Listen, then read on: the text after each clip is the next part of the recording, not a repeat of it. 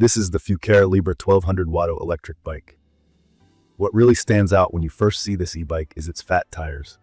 We're talking 20 by 4-inch tires, way thicker than what you usually find on regular bikes. They look impressive, but more importantly, they help you handle pretty much anything.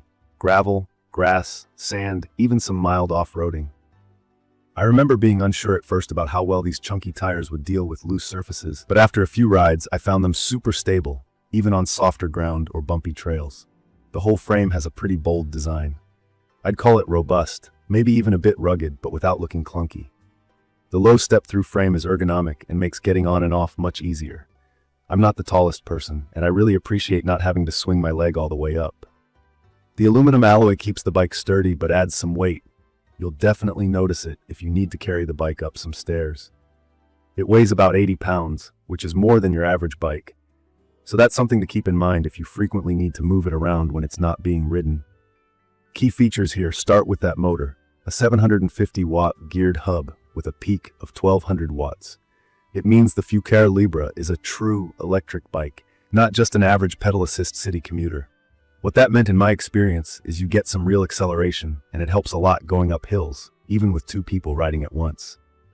The torque is solid, and I never felt underpowered, even with both myself and a passenger on board.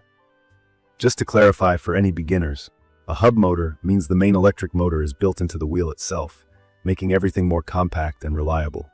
No chain or belt drive for the motor. Less to maintain. The battery is a big highlight too. It's a 48-volt 20Ah LG cell battery, which is removable and locked in with a key. I really like that for peace of mind. Nobody's going to just walk off with your battery if you stop for coffee.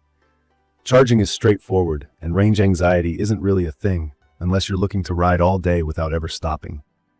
I've done several trips around town running errands, a couple of longer weekend cruises, and only had to charge every few days.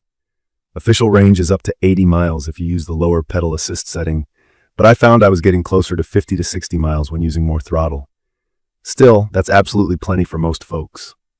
Looking at comfort, this is where the full suspension makes a big difference. You've got hydraulic suspension in the front fork, plus dual rear spring shocks and a shock-absorbing seat.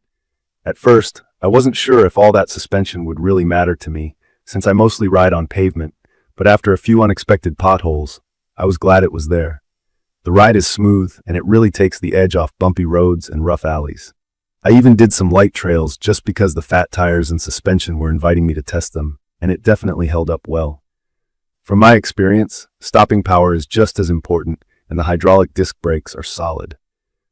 You get a 180mm rotor up front and another at the rear, both controlled on the handlebars just like on any other bike.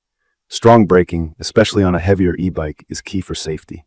One thing to know is that hydraulic brakes might need some occasional maintenance, like topping up fluid or adjusting pads, especially if you ride a lot, but the boosting control is worth it in my opinion. Controls are beginner-friendly, but detailed enough to keep you informed. You turn on the bike by flipping a switch on the battery and holding down the power button on the handlebar. The LCD screen gives you your current speed, battery level, and which pedal assist mode you're in. If you're not familiar, pedal assist means the electric motor helps you out while you pedal, making hills and long rides a lot easier. There's also a throttle where you can just twist or press, and it propels you without pedaling at all. I find myself using both depending on the situation. Throttle if I'm tired or in traffic, pedal assist if I want to stretch my legs. One thing I did notice is the LCD screen can be tough to see in really bright sunlight, so if you're riding on a sunny day, you'll have to tilt your head just right to read your speed and battery level. It's not a deal breaker for me, but definitely something to note if you like to keep an eye on your stats. The seat is padded, totally adjustable for height, and you can easily fit 2 adults. There's a rear seat option, and I picked up the extra backrest and footrests for passengers. Riding 2 up doesn't feel cramped. The frame is built to handle up to 400 pounds, so even with a second adult, the bike doesn't feel sluggish or unstable. I've done a few trips with a friend on the back, and it's fun, especially since the motor doesn't drop off in power that much. The riding position is relaxed and upright, easy on your back and wrists. The Fucare Libra has a bunch of little touches I appreciate. A strong rear rack, useful for groceries or a backpack. Fenders to keep the mud and rain off you. LED lights front and rear for riding at night. And an included bike lock and toolkit. which made assembly and setup pretty straightforward. It comes about 90% pre-assembled, so it doesn't take much to get up and running. It's perfect for anyone looking for a versatile e-bike that can handle daily commuting, fun rides on the weekend, and even some mild adventures off-road. The only complaint I really have is the weight. It's not easy to pick up, so I pretty much keep it in my garage or roll it directly outside. Not a huge deal for me, but if you need to constantly haul your bike up apartment stairs, it could be an issue. In conclusion, if you want a powerful, comfortable, and versatile electric bike, the Fucare Libra 1200W really delivers.